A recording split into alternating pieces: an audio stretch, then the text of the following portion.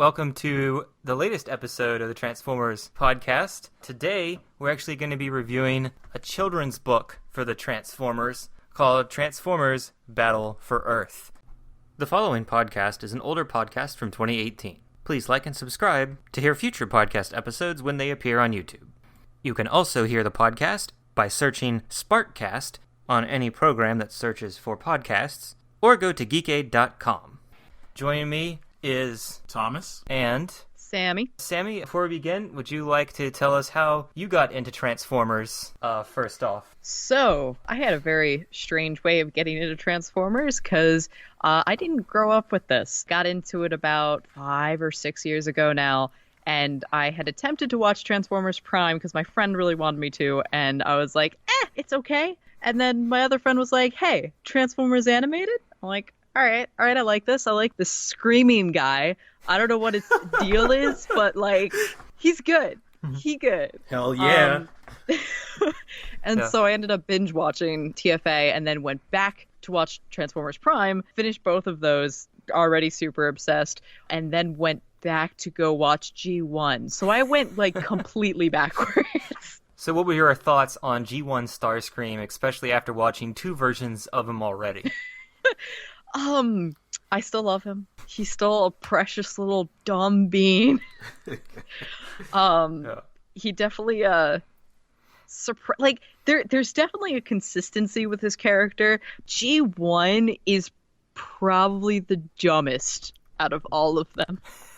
Yeah, I'm starting to see that myself. Yeah, because I guess I don't know. When I started off with Beast Wars, he wasn't really in that. But then I guess the first time I really got to watch a complete series from start to finish was with Prime. And then having to, like, come back to G1, and this is what he actually was from the start. It was like, he's definitely a lot dumber than he was in Prime. Like, in Prime, I feel like he has a lot more better plans and able to further those plans much far compared to, like, the stuff in for G1, sure, he's just making blunders and stuff like that. But he's being used as a dumb plot device just to, like he'll openly say, "I will rule one day," and the Megatron's just like, "Yeah, whatevs." He's like, "I really don't care. You've been saying that since day one, and I don't give it. Why? Yeah. Just stop."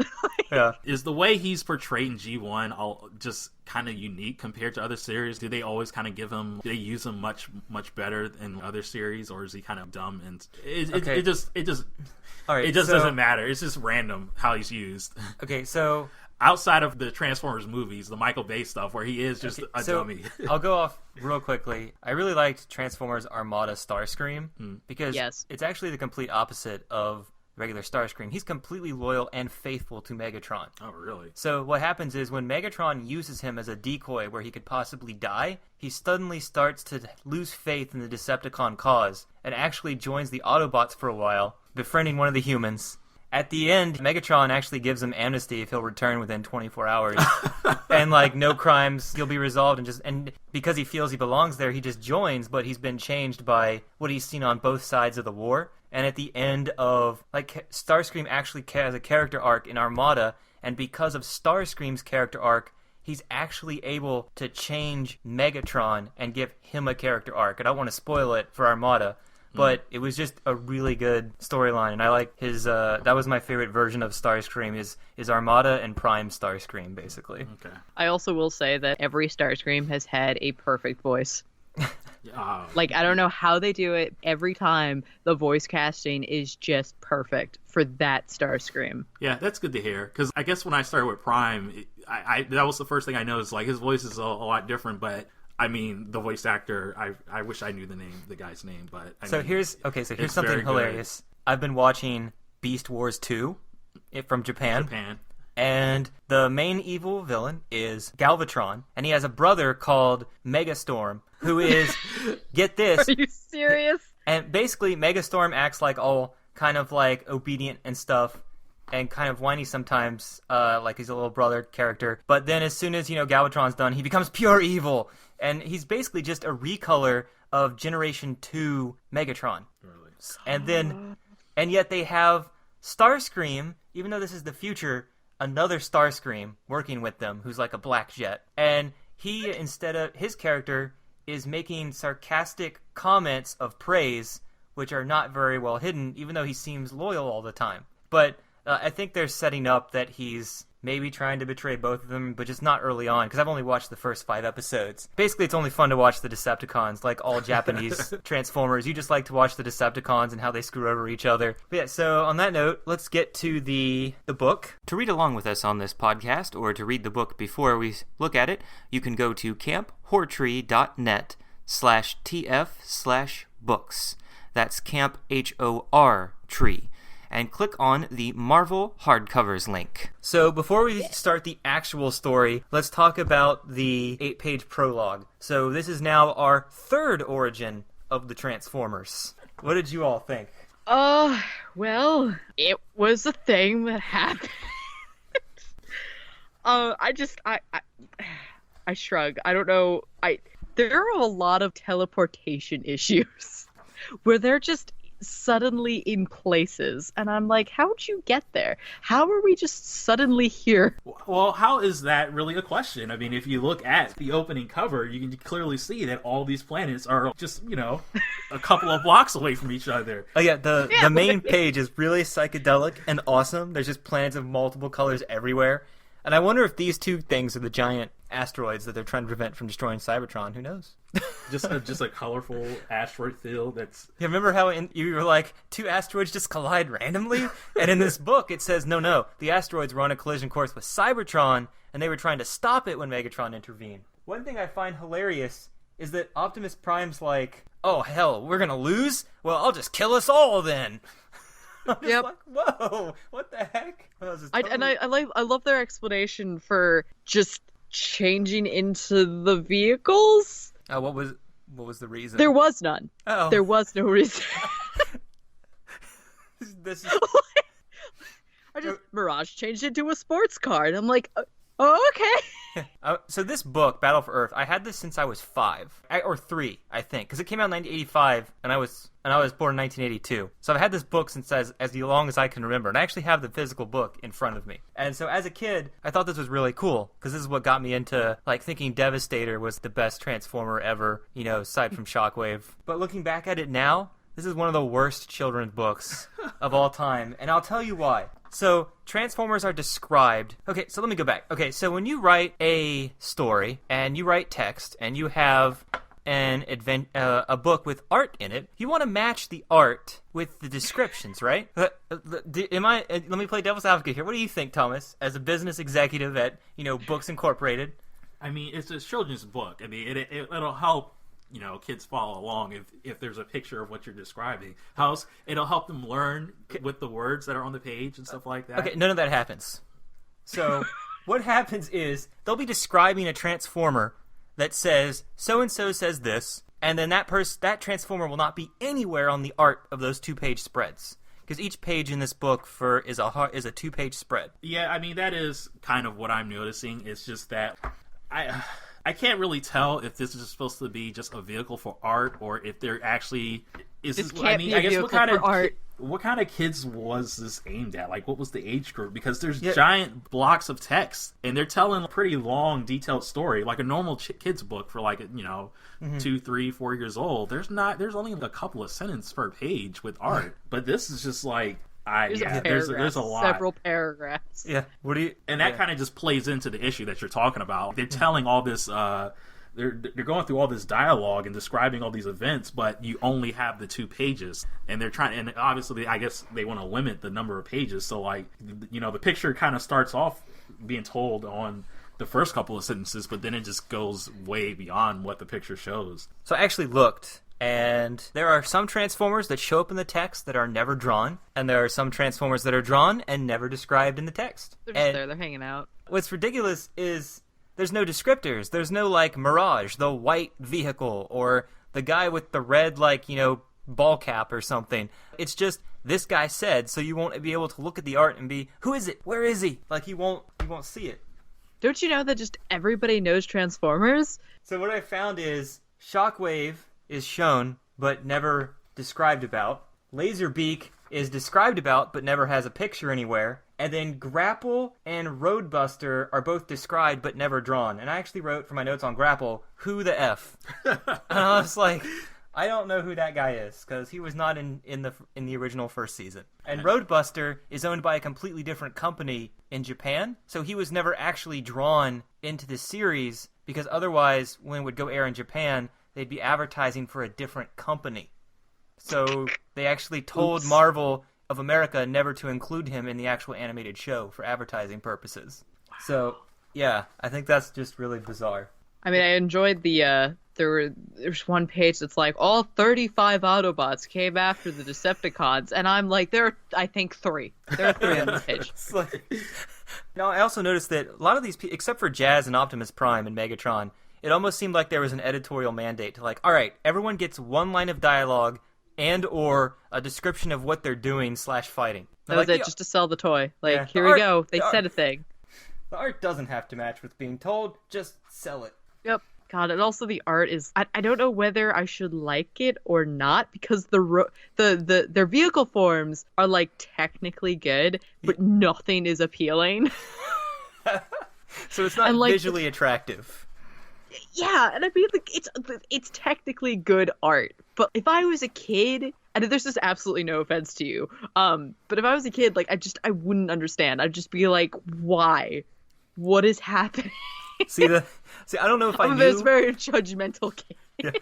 See, I don't know if I knew or not, because I had 3 of the tapes on VHS, this book, and some of the first 6 comic books. I don't know when I got what ahead of time, but I remember, like, all of those mostly together. So I think maybe I just already knew. Though, one error that I think is hilarious is on the cover, you'll notice that Sideswipe is attending the Decepticon meeting. Wait, what? Hold on. I'm gonna... Oh. He's like, yes, that's right, Megatron. I'm totally down with this plan. Somebody didn't know their and I didn't know Shockwave traveled with them as well. Yeah, he's not in the book. He's on the cover, but not in the book. And also, Sideswipe is on the cover, but inside the book, he's colored with blue highlights. The coloring is also all over the place. Like, I'm pretty sure the Seekers are still incorrectly colored. Yeah. Yeah, and I had to ask myself, is this an educational book? Just the way Megatron's at this map of the Earth and just like teaching a class, kind of. It's like everybody's all the students are down below listening. Now we're going to attack Uruguay. It's like, wait, where is Uruguay? All right, let me start with a description of South America. I probably got that completely wrong. Giant scope to use. Well, like, is the map even of anything that's supposed to be recognizable? Because look at the map in the story. Does it match the map on the cover? Oh, you mean the globe that's on the cover? Or the no, the map on the board later, where he's like, oh my God. Like, oh no, it doesn't match at all. It's just New York City. So, yeah, that's awesome. It's still drawn with the same color palette though, and the same pose. So, any last thoughts on the origin story before we go over the actual story? Can we talk about the origins of the humans? Because they're important. They're always important. I always like to bring them up. Are they? Did we get an intro? We got an intro with them, but they did not. Yeah, they're not on the page. So they met the humans. The end. I guess I'm confused. Like as we know, like I don't really have like a good history with G1. So maybe this question isn't valid. But isn't Sparkplug's son named Spike? But they call him Buster in this book. Yeah. Well, hold on. I think according to continuity, they were supposed to be 2 separate people, and then the comics were like, you know what, it's his brother later. And we're Buster like, is his brother? I don't know. So that was my question. Because that's the thing. I just don't know enough about the original Transformers to say what is what. I was like, okay, Buster, okay, I'm going with that. But then you were talking about, like, there's a Roadbuster as well. It's like, I hope they don't just start calling Roadbuster Buster and just start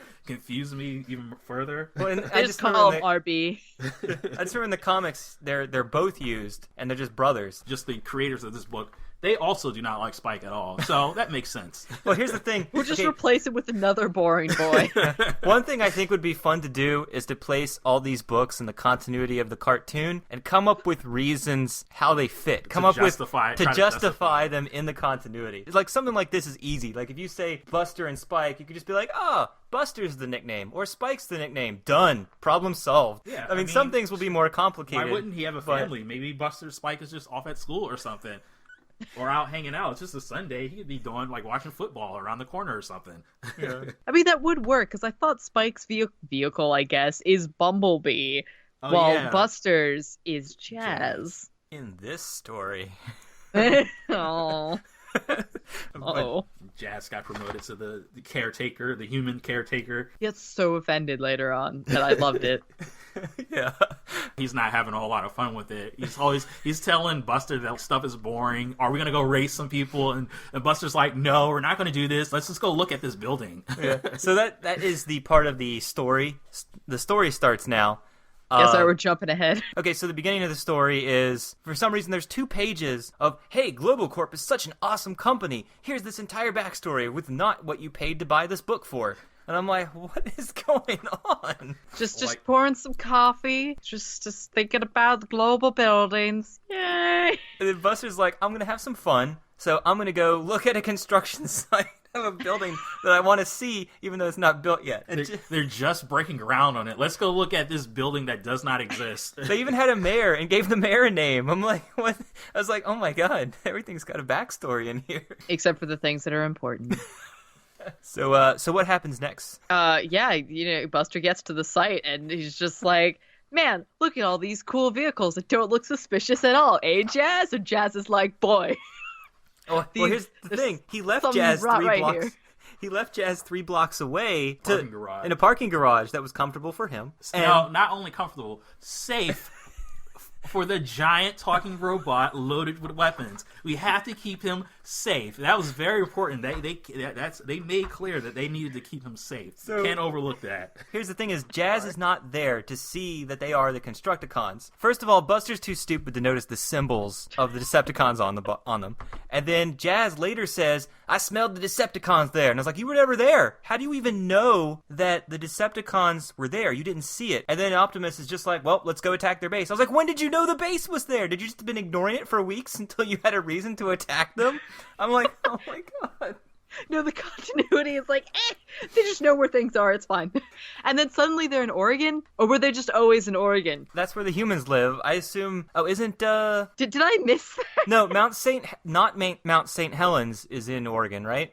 Yeah. Is it, because this is a Transformers podcast, not a geography podcast. Because remember, the mountain is supposed to be Mount St. Helens without calling it Mount St. Helens. They're actually in a small town in Oregon. They say that at the beginning. Yeah. Oh shoot. Okay, sorry. I just missed a thing. I'm dumb. And I like how it describes to the reader what's going on. Oh my god, these vehicles are driving without drivers.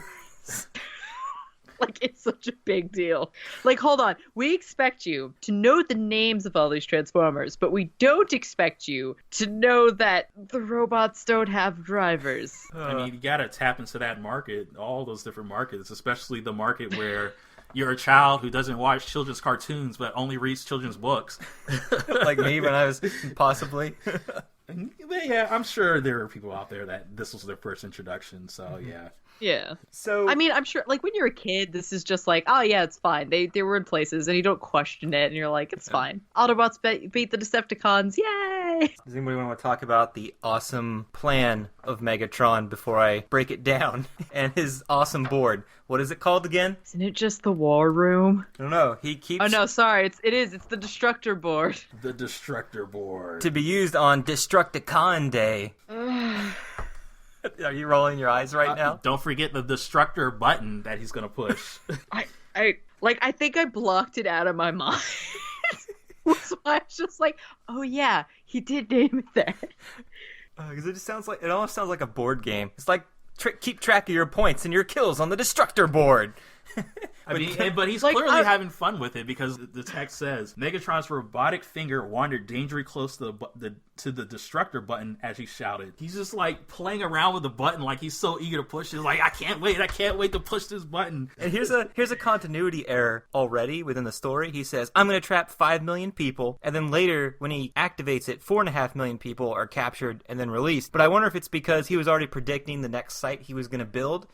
I guess that next building was going to house 500,000 people. I mean, I think it's more of a, I don't want to say trapping 4.5 million people. 5 million it sounds better when you're just angrily like waving your arms, not angrily, excitedly waving your arms around. So here's the thing that I don't get is Megatron's master plan here is he has 98 sites of Freedom Corporation, or just Freedom, and this is an insanely long and drawn out plan because he has 98 sites where if we're assuming only the Constructicons are at each site, has got to take at least a year or more. I know they can build fast. They're robots. They can work all night. But here's the thing I just want to know how they got the materials for this, the money, the permission. Worked under the radar. Nobody questioned it. Did Megatron just, like, hound this one company? Or I think he actually started his own company. I imagine he learned how to do, like, Earth finances, and he made a corporate entity. I'm imagining him, like, threatening some human to say, I will transform into a gun, and you will take me into that class on business administration. Maybe he just got like an education on tape and just listened to it. Maybe that's why the plan is so bad. I mean, it's the only evidence I see is like he actually had to start his own company to do this. He calls the company Freedom. Is that like a dig at Optimus Prime because he later says freedom is the right of all sentient beings in this story? Is that like an underhanded comment to Optimus? Maybe. I'm sure. Like, I'm sure it is. I don't know, like sully his name. If this plan does go wrong, just know that anybody who's talking about freedom, don't trust that guy. Because Optimus was talking about, he was giving a rah-rah speech at the beginning of the book about freedom and stuff like that. So I mean, also, if you're trying to convince humans about like your business and your business is called freedom, they're like, oh, I mean, it's such a pleasant we gotta be really patriotic. Never question anything they do. They're obviously not going to be evil. Yeah. Like the guy trapped 98 different buildings, almost 5 billion people. This entire plan, like, originally reading it, I was like, actually, you know what? I think that might have been one of your smartest moves. But then thinking about it more, just like, there are so many plot holes. Yeah, especially having them all tied to, like, one button. Yeah. What if somebody accidentally stepped on it or, like, pressed it? Oh, whoops, there goes my hip. Oh, there goes 5 million people. Also, the thing that's hilarious is, Jazz and Buster are at the start of the story, and then they're the impetus for the story. They're like, oh, the Constructicons, we should go attack their base. When in a real story, they would have followed them to the base with good writing. And then later, he's like, oh, I smelled Decepticons. I know what they smell like. So I don't know if that's, Autobot racism or not. And then later, they just go and boom, Buster's gone and Jazz is gone from the story. I think Jazz might have one more line, but I'm like, does anyone not know what writing means? You have a character, you follow him, even if you have all these other characters. Like what are these other characters you speak of? Well, I mean, yeah. I mean, even in some of the other kids' books that we looked at, or maybe it was the book on tape, but yeah, even they followed a handful of characters throughout the whole thing instead of just this character. This character is kind of like central to the establishing the plot, but we're only going to use them for like a couple of pages and just forget about them completely. Really don't get why this book decided to do that. Well, this was one of the first books, I think. But no, but seriously, okay, so I want to hear from both of you. What characters actually stand out in this book that you remember after reading it? If you remember anything about it. Jazz. Rumble. That's it. Rumble. Oh, yeah. I'll let you go ahead first, Sammy. Well, I think that was it. Okay. Well, I mean, Rumble, he stood out to me not necessarily for good reasons, unsurprisingly. What did he do? Like, I'm sitting here like, what?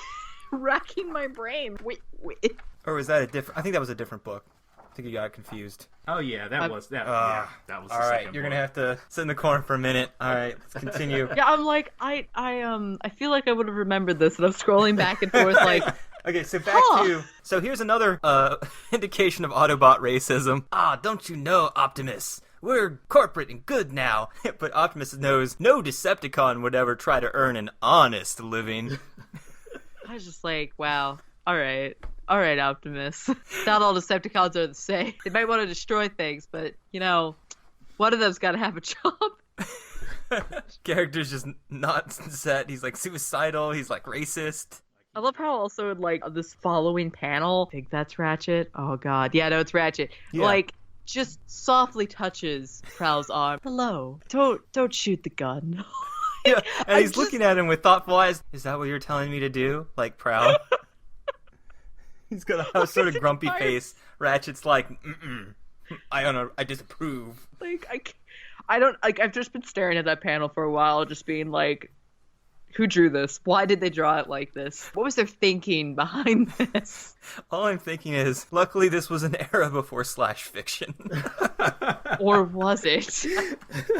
So, But I guess okay. also in that very same panel, I guess they're finally, Prowl initially was figuring out Megatron's secret evil plan. this displayed in brightly lit colors on his board. And yet somehow Megatron's history, the giant board that they're standing next to, this all was shocking enough to Prowl to scramble his circuits. He was glitching out. Yeah. That Megatron would do something this evil. Wait a minute, what? Like, how do they have all these years, these decades, hundreds of years of history, but then, oh no, You know Megatron's done something evil. His brain couldn't process that the Decepticons were deceiving them. They That's were just such a so open about far-fetched their, thing for them to do. they were always so open about their evil They before. have open evil plans. They never have secret evil plans. I don't know. Maybe he's so shocked at how stupid the plan is that he couldn't believe it. I don't know. No, I could agree with that one. Like that's yeah. So in this story, when they catch on, Megatron's just like, oh, they're on to us. And he releases some giant trapdoor that releases all Autobots because he built his base on a cliff, and half of it's off the cliff, so he can make trapdoors for when the Autobots arrive, I guess. So anyway, they fall prepare. out, and then he activates the Destructor board early and kidnaps 4.5 million people across 98 buildings. And the units just don't give in, even though we don't know how to respond. But Optimus is like, yeah, I have a plan. We're just gonna shoot at the wall and make our own door. What do you think of that brilliant strategy, Sammy? Please insert like Starscream screaming noise like right here. Oh, he screams? No, I'm just that's my emotion Oh. towards this because I caramba. I don't know. I got nothing just because like it. This entire time, Optimus does not have a plan.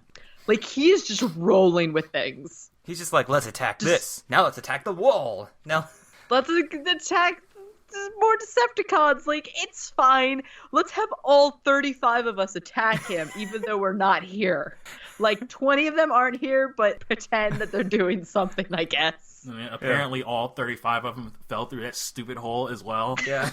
So apparently, while all these humans are kidnapped, they go back up to try to fight them again, and all of a sudden, Devastator appears. This giant, towering robot that's 3 times or so their size. And then they all battle, and they get thoroughly defeated. Very so, thoroughly. how can they win against such unstoppable odds? Clearly Dinobots, because Dinobots just fix everything. You mean Das Machina bots? Where Yeah, did they so come I guess from? here's more of my G1 ignorance. The book says that they've never seen anything like Devastator before. Even in the Were G1, Constructicons ever in Cybertron? Or do they just exist? they show up in the first season of episode 2, and Megatron's like, it's a good thing we built these new Constructicons, before they later retconned that Cybertron is the only way to make life later. And then they later retconned it again by going, yes, when the Constructicons lived on Cybertron, and you're like, what? Nobody really paid attention to continuity too much. Just retcon after retcon in its own show. Yeah. Kind of like how they retconned the Dinobots into the story when they said all 35 Autobots went to go fight at the base. Oh, there's 39. Yeah, apparently there's 39. While they were all losing the Devastator, the Dinobots appear randomly just to save them. So what ends up defeating Devastator? Well, at least in the picture, it looks like they blow his head off. Sammy, do you know how he was destroyed? I thought it was still by the Dinobots. Yeah, Yeah, 5,000 pounds of dynamite. it was one of the Dinobots. One, they just dropped a bunch of dynamite right on top of his head. And that's it. Don't tell 5-year-old Shawn Murphy that his favorite character got taken out in one blow back when he was enjoying this book. Not even with Cybertronian weapons. Just some dynamite they found lying around. Oh, you want Cybertronian weapons? Well, Red Alert has, super hearing. So let's go on to something cooler. Roadbuster has a linear blaster in this story, Soundwave a concussion blaster, and Windcharger a magnetic field, which propels him away from Soundwave or something. Oh, and infrared energy is grapple. Oh, but here's an incorrect superpower. Mirage has the ability to teleport. I'm just I just read this, and this is how clearly that I remember the details of this. I mean, that's one way to describe it. Teleportation. Well, here's the thing: is who really has the power of teleportation? Yeah, you don't remember? I don't remember. Okay, what about you, Sammy? Do you know? I actually don't remember either. It's Well, no, it's I know it's Skywarp, but then I don't know anybody else. Yeah, it's Skywarp supposed to be the teleporter, not Mirage. Listen to his name. He makes illusions. Yeah, it's an illusion technique. Mirages. He doesn't teleport anywhere. It's like how do you just mess that up? I mean, some of these are taken directly from the biospecs, so it's kind of hard to mess up like the little biospec in front of you. I don't know. I also want to know why it takes 3 people to destroy that war room, because it was Mirage and then Optimus, and then I thought somebody else? No, I might have been wrong. Well, random people start fighting. It still takes Mirage and Optimus. Like, Mirage could have just done everything and then, gone home. And you're not even sure who Mirage is if you're reading this book for the first time and have no knowledge of Transformers. You don't know which one it is. You just got to pick one at random and hope you're right. Yeah. Yeah. There's nothing really memorable about this other than, how bad it is. And then how does it end? How do they save the day? You just said Mirage pushes the button to rise it back up and destroys the board. Mirage makes his announcement, his proclamation. Mm-hmm. The war is over. He says the war The prisoners are free. The Devastator button is gone forever. And I like how Optimus is just like, well, battle's done. Let's just leave. Our work is done. They just leave the Decepticons right there to cause more trouble again because they're like, well, that's all we needed to do. The war's over. They won the battle, so the war's over. Last page, the end. The Decepticons, they're honorable. They'll recognize that. Well, that's literally the last page. That's it. I love how Megatron is, we don't admit defeat. We're not losing. And Optimus is just like, whatever, I don't care what you say, and then rolls out. Yeah, and the narrator, the author kind of tries to write that as an explanation and just this is okay. He says that, but Optimus Prime did not need Megatron's surrender. The hostages was free, and that was good enough for him. He's not actually defeated. We stopped his plan, so obviously he's not going to do anything else. That's good enough. We did enough work for free. It's end of the book, guys. Apathetic Autobots. The Decepticons are clearly telling him that we're not giving up, but you lost today, so whatever. The war's over. I don't need your confirmation. Yeah. So the other funny thing I thought to be about continuity was just if you were to place this in the cartoon series, where would it go? Before Devastator appears in the cartoon or after? I guess we'd have to watch that episode to find out, later if they're like, oh, we don't know who this character is when they say that here and in the next book too. If it weren't for the humans in this book, I mean, you might be able to place it somewhere justifiably, but it's kind of like the origin story and when they also meet the humans, it kind of I don't know. I feel like it kind of makes it hard to put this in a spot. I would say before Devastator. You know what? No, I think it can still take place before they ever meet Devastator. They never said that this was the first battle or anything like that. Mm-hmm. So they could just all have amnesia. But yeah, you could always just make they forgot. Because, they have so many battles, they live millions of years, everything runs together. Optimus doesn't care enough to remember. Yeah. I'm not thinking about that anymore. The war's over. Yeah. We defeated Megatron. Wow. That'll make Everyone a great continuity reason later. Just be like, I don't remember that, so I can't tell if that was true or not. I mean, I'm pretty sure that's Rodimus's excuse most of the time. Poor Rodimus. I love him. Really love his design. My favorite Transformers, I have maybe 6 of them, and it's usually Rodimus and Cyclonus also from seasons 3, which no one ever seems to care about most of the time. Yeah, I like Rodimus a lot though. My favorite character is Daniel. Go home. Get out. Leave us. No, my favorite character is Japanese Daniel, who whines like a you-know-what all the time. But no, so I did look up the writers and artists for this. Oh no. Their names are somewhere. It won't actually. I wasn't able to find anything about them. Max Baum, he's the writer. I didn't find anything about him. But Brad I'm pretty Joyce, sure after he wrote this book, he was like, "I'm never writing anything again," and then left, changed his name, moved to another state. Brad Joyce actually worked on one other book for Transformers, and actually worked on it with Steve Ditko of Marvel Comics. If you can believe that. Yeah, Steve Ditko did some Transformers books. Interesting. And then Robert Elderman is the other artist, and her only other Transformers credit was the next book we're going to review. Roberta. I couldn't really find out anything they did that wasn't Transformers most of the time. I mean, she's definitely got like a knack for drawing them. The only problem is when it says it's for two of them, it's hard to tell who's responsible for what, unless one is drawing it and the other's coloring it, maybe, but then... Yeah. Well, that's we know usually who how it is. did maybe the cover. Brad Kirk. Oh, sweet. He put his little signature on the cover of the book. You can see on who is that? On a... When Autobot is hanging out in the Decepticon classroom. Oh my god, the Destructor button is there on the cover. Oh wow, I didn't see that. Yeah, because it wasn't in the book. Oh my god, I've never He's noticed. got like his hand hovering over it while he's trying to teach the class. I've had this book since 1985, and I've never seen that button before. That's hilarious. Learning new things about my childhood all the time. Such a complex novel. You always go back. There's always something else to discover. I love how the button size compared to his hand is just unreasonable. Like, it's so small. Are you checking to see if he has a button in the actual In page? the other page, yeah. No, he does. I was wrong. It kind of blended in. Oh yeah, it does have it there. It's smaller. It but... absolutely blends in, though. It is kind of funny, though, how they're trying to copy the artwork from the cover on the page where he's in front of the board. And they do a pretty good job of replicating it, even though you can tell it's a slightly different artist. It looks almost identical. Yeah. It might even be a copy and paste, for all I know. It's not. You can tell. Oh, no, I definitely can tell now with the red leg. scope. Yeah, the red leg has definitely got more dimension to it, shading and stuff like that. I've got to keep it's got scrolling some back and different forth, so I detail on can't tell. What'd you guys think of your first Transformers book experience? Thomas, we'll start with you. I guess the first thing that jumps to my mind is a question that I guess I already know the answer to. Are you going to make me do more of this? I mean, it's fine. I mean, clearly, with coming at it with an adult mindset, a lot of stuff seems pretty ridiculous. But for a kid's book, I think it's just fine. I guess I don't know how entertained they'll be by the action scenes in the book and the fights and stuff like that. With all the text that we talked about before, there doesn't seem to be any like drawn out or detailed descriptions of like the actual battles and stuff like that.